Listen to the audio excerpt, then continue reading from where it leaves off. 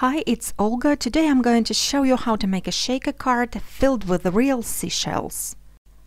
The design of this card is really simple, but it's the choice of materials and textures that make this project really interesting and eye-catching. So let's get started and see how this card was made. I will need a standard 4¼ by 5½ card base and the second largest die from double stitch rectangle frames set by Poppy Stamps. Then I'm going to use my paper trimmer to trim the card base to 4½ by 3¼ inches, which is exactly the size of my frame. I will also need a panel cut out of white cardstock that is just slightly smaller than my card base. This die is called Waverly Collage. It's also by Poppy Stamps.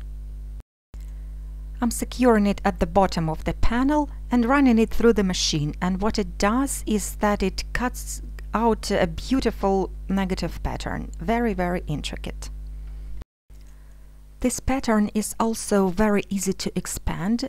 All I need to do is to align it really well with the existing pattern, and then I'm running it through the machine again.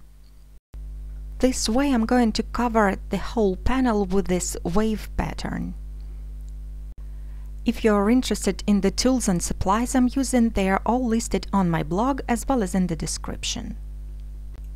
Now I'm flipping over my panel to the wrong side, and then I'm going to apply some liquid adhesive. I'm just putting some random dots here and there, and it will be enough to hold it in place. Then I'm attaching my patterned panel right on top of the card base. I have used a self-adhesive cork sheet to cut out the frame for my shaker card. It is very easy to cut with thin dies. I will also need 2 more frames cut out of white craft foam. Now I'm peeling off the lining, and then I'm sticking a piece of acetate at the wrong side of the cork frame. Then I'm going to apply more double-sided adhesive at the wrong side to stick 2 foam frames.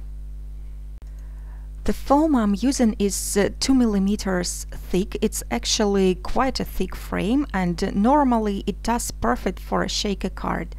But this time the reason I need to attach 2 frames is that I'm going to fill in the shaker with real seashells.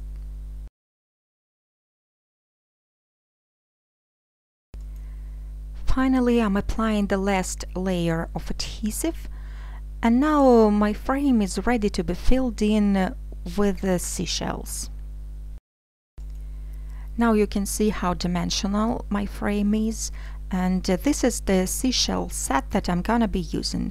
It is actually a gift from a crafty friend. The shells are all different shapes and sizes, so I'm putting away the larger ones that won't fit, and I will only leave the smaller and flatter ones. I'm also going to add some glass micro beads to my shaker card to represent the sand.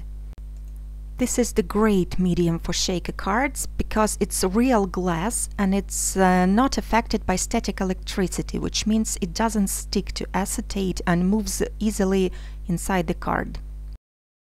So now I'm going to cover up my shaker frame with the card base. I'm making sure it's well aligned, and then I'm pressing it down to stick.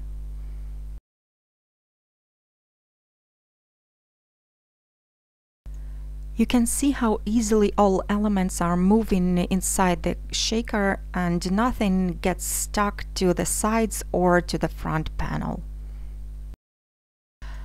This die is also by Poppy Stamps and it's called Curious Koi. I'm going to use it for my focal image. I have a die cut out of gold mirror cardstock, and this way it is looking as if it's made of golden wire. I'm using some tiny dots of glossy accents to stick it right onto the acetate panel. The reason I'm using glossy accents is that it works great with non-porous surfaces as well as porous surfaces.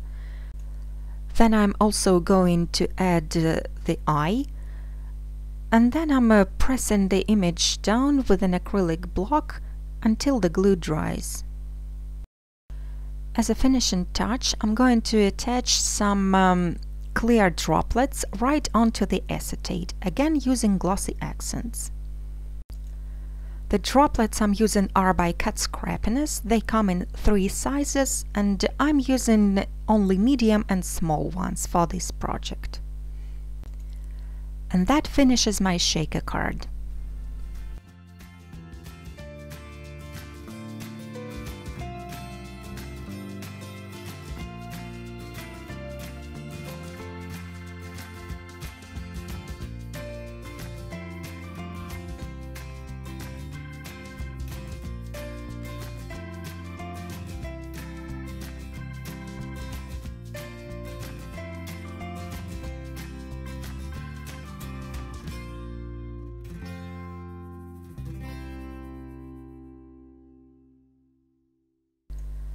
Thank you for watching this tutorial till the end. I really hope you found some ideas interesting and you will give them a try.